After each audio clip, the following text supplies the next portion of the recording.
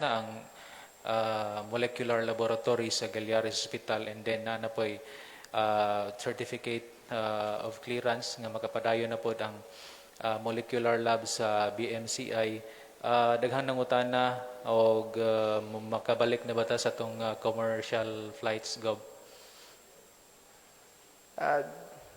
We will study when we will open the commercial flights. We don't see a big opposition to reopening to commercial flights as long as they have to follow our quarantine procedures.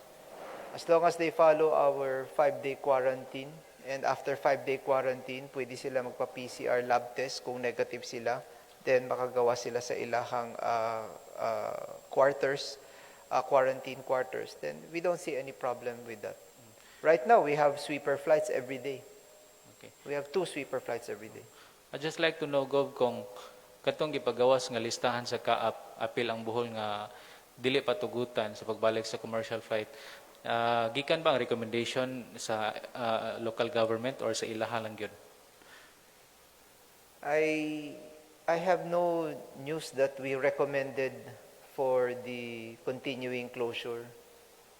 What we always tell the CAAP is, as long as anybody who wants to visit Bohol, abli naman ta sa mga visitors as long as moagi sila sa quarantine processes nato.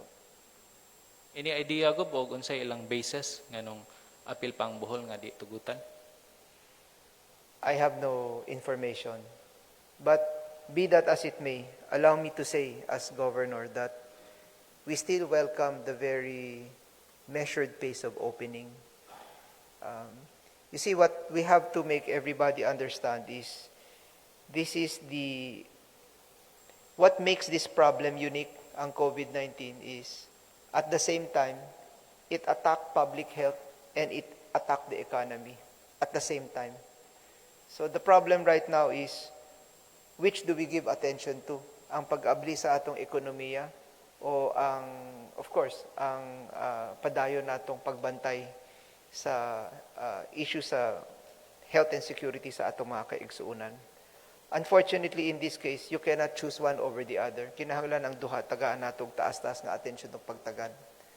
So, in so doing, Allen, the challenge for us, ang hagit para ka natong tanan is, unsaon natong pamaagi sa pag-maintain sa public security, public health security, and pag-abli sa ekonomiya. That is why we appreciate if we are doing it slowly. Tungod sa atong nakitaan karon sa mga jurisdictions or areas o mga nasod na kalit-kalit, giablihan nila ang ilahang mga katilingban, o nidawat na sila sa mga visitors o giablihan na nila ang ilang tourism economy. Kasagaran, nag-rebound, nag-second, nag-third wave. Mao nga, we appreciate if CAAP is taking it slow. We are also taking it slow because we don't want a sudden